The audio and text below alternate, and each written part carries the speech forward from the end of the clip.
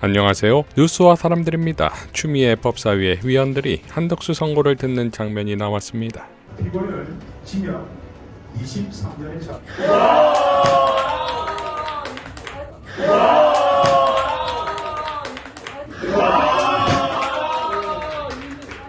지난 헌재 윤석열 파면 판결 이후 최고의 명판결이자 감동의 판결이 나왔습니다. 이진관 판사는 처음부터 먼저 내란 중요임무 종사 혐의에 대해서 살펴봅니다. 그 세부적인 내용이 복잡하므로 결론을 먼저 말씀드리겠습니다. 내란 중요임무 종사 혐의에 대해서는 유죄로 인정합니다. 이후 1시간가량 판결문을 읽고 주문을 하는데 주문.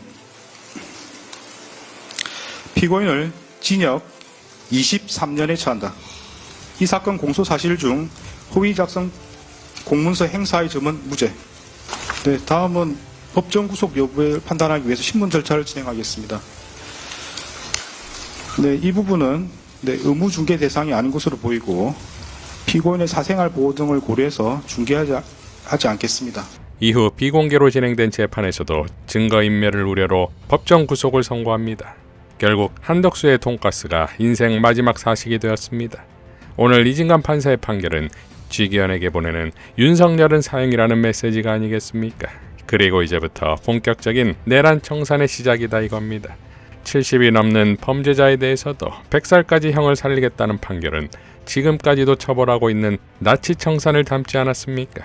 그러니 조금이라도 내란을 묻은 자들은 반드시 단죄해야 합니다. 무기징역을 주장했던 김영민 의원은 내란 부두머리, 한덕수, 내란 중요임무 종사 징역 23년 선고, 법정 구속, 무기징역은 아니나 그래도 내란 청산 시작입니다. 박주민 의원도 이번 판결의 가장 큰 의의는 12.3 비상계엄 사태를 사법부가 공식적으로 내란이라 규정했다는 점입니다. 계엄은 했지만 내란은 아니라는 억지 주장은 이제 생명력이 다했습니다. 이제 시작입니다. 사법부가 12.3 비상계엄을 내란으로 명확히 규정한 만큼 거리를 활보하고 있는 나머지 내란범들도 즉각 구속수사해야 합니다. 자, 그러니까 내란으로 규정함으로써 이제부터 윤석열을 옹호하고 응원하는 자들은 모두 내란 선동죄가 된다 이거지요. 그리고 이것은 국힘도 예외가 아닙니다. 조국 대표는 다음과 같이 밝혔습니다. 12.3 비상계엄은 내란이다. 이진관 재판부는 헌법이 살아있다는 것을 보여주었다. 이제 국민의힘 차례다. 또다시 내란을 비호 정당화한다면 내란 주요 임무 종사당을 자임하는 것이다. 국민의힘은 이 판결이 경고성 조치니 대통령의 고유 권한이니 하던 허튼 말장난에 대한 단호한 판결이라는 점을 명심해야 한다. 더는 그 어떤 궤변으로 내란을 부정해서는 안 된다. 역사에 기록될 정확한 이름은 12.3 내란이다. 국민의힘은 불법 비상계엄을 12.3 내란으로, 윤석열을 내란 우두머리로, 한독수를 내란 주요 임무 종사자로 부르고 국민 앞에 엎드려 사죄해야 한다. 윤석열 체포방해와 한덕수 대선 후보 옹립에 대해서도 통렬하게 반성하고 사죄해야 한다. 이 경고를 거부한다면 내란 주요 임무 종사당의 미래는 정당 해산밖에 없다. 라고 밝혔습니다. 박지원 의원도 다음과 같이 밝혔습니다. 한덕수 검찰구형 15년보다 훨씬 높은 23년 징역 선고와 함께 법정 구속. 앓던 이를 뺀 것보다 더 시원하고 체증을 내려버린 기분입니다. 희망을 보았습니다. 쥐기현 재판장이 서해 사건 피고인 5명에게 무죄를 선고할 때나 오늘 이진관 재판장께서 추상같이 내란을 규정하며 선고한 형량과 법정 구속에서도 희망을 보았습니다. 오늘 판결로 2월 19일 내란 우두머리 윤석열 사형을 선고합니다. 이것이 희망입니다. 국민이 이겼습니다. 국민이 이깁니다. 노영희 변호사도 이번 재판은 내란죄에 대한 첫 재판으로 2026년 2월 19일에 있을 윤석열의 내란 우두머리 죄에 대해 현재 내란 재판을 진행하고 있는 사법부의 판단이 어떻게 될지 그 방향을 알려주는 선제적인 판단이라는 점에서 매우 중요한 판결이었습니다. 이제 쥐기현 재판부에서도 윤석열에 대해 봐주거나 얼토당토 않는 판단을 하지 않을 것이라는 기대와 믿음이 생겼습니다. 결국 국민을 이기는 사법부는 없고 국민을 이기는 정치는 없다는 점을 다시 한번 확인하게 해준 중요한 판결이었습니다. 자, 헌법을 수호하고 조이대가 망가뜨린 사법부를 지켜낸 이진관 판사에게 경의를 표합니다. 오늘 저녁은 돈가스를 먹어야겠습니다.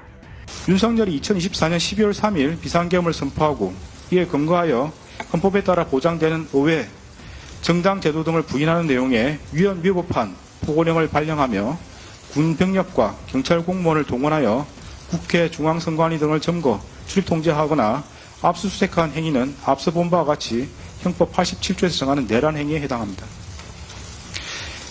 이러한 12.3 내란은 국민이 선출한 권력자인 윤석열 전 대통령과 그 추정 세력에 의한 것으로서 성격상 위로부터의 내란에 해당하는데, 이러한 형태의 내란은 이른바 친위 구테타라고도 불립니다.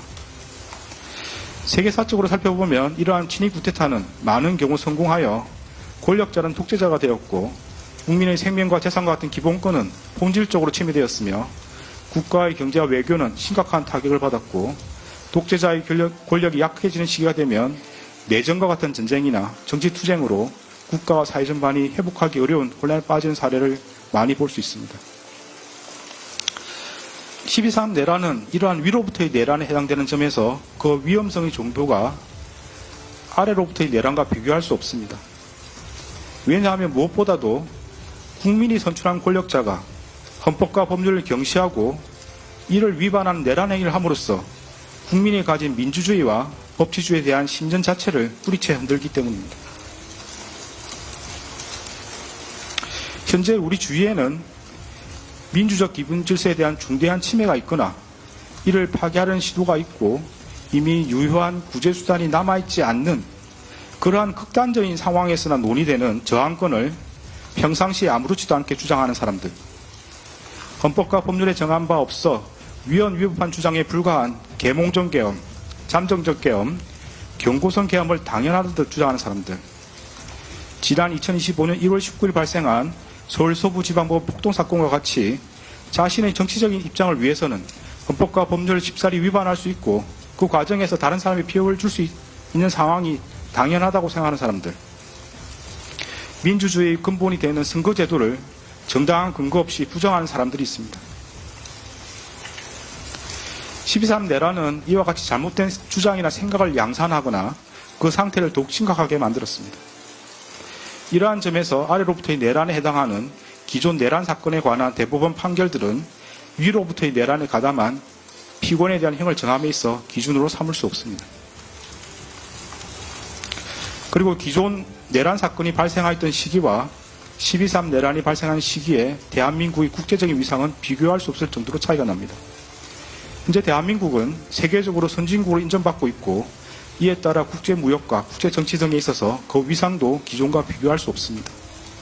이러한 대한민국에서 친위 구테타가 발생했다는 사실로 인하여 생긴 경제적, 정치적 충격은 기존 내란 행위와는 비교할 수 없을 정도에 이른다고 보입니다. 이러한 점에서도 기존 내란 사건에 관한 대법원 판결들은 피고인에 대한 형을 정함에 있어 기준이 될 수 없습니다.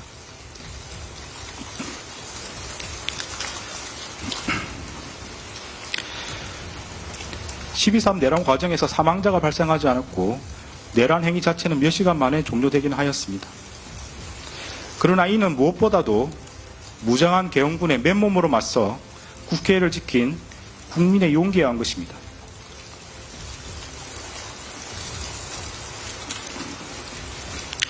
이에 더하여 이러한 국민의 저항을 바탕으로 신속히 국회에 진입하여 비상계엄 해제 요구안을 의결한 일부 정치인들의 노력, 대한민국 역사에 있었던 내란의 암울한 기억을 상기하면서 위법한 지시와 명령에 저항하거나 혹은 어쩔 수 없이 이를 따르더라도 소극적으로 참여한 일부 군인과 경찰 공무원의 행동에 의한 것입니다. 결코 12.3 내란 가담자에 의한 것이 아닙니다. 따라서 12.3 내란 가담자에 대한 형을 정함에 있어 피해 발생이 경미하였다거나 짧은 시간 동안 진행되었다는 사정을 깊이 고려할 수는 없습니다. 일단 국헌을 물랑하게 할 목적의 폭동이 발생하면 이로 인하여 막대한 인명과 재산상 피해, 사회적 혼란이 초래될 것은 분명하고 혹시라도 내란이 성공하여 국민적 합의로 성립한 현재의 헌법 질서가 폭력에 의하여 무너지게 되면 이를 원래대로 회복하는 것은 대단히 어려운 일이 될 것입니다. 따라서 그러한 내란 행위를 사전에 차단할 필요가 있고 이러한 목적을 달성하기 위해서는 내란 행위에 가담한 사람들을 무겁게 처벌하는 것이 불가피합니다. 이상 뉴스와 사람들이었습니다. 시청해 주셔서 감사드립니다.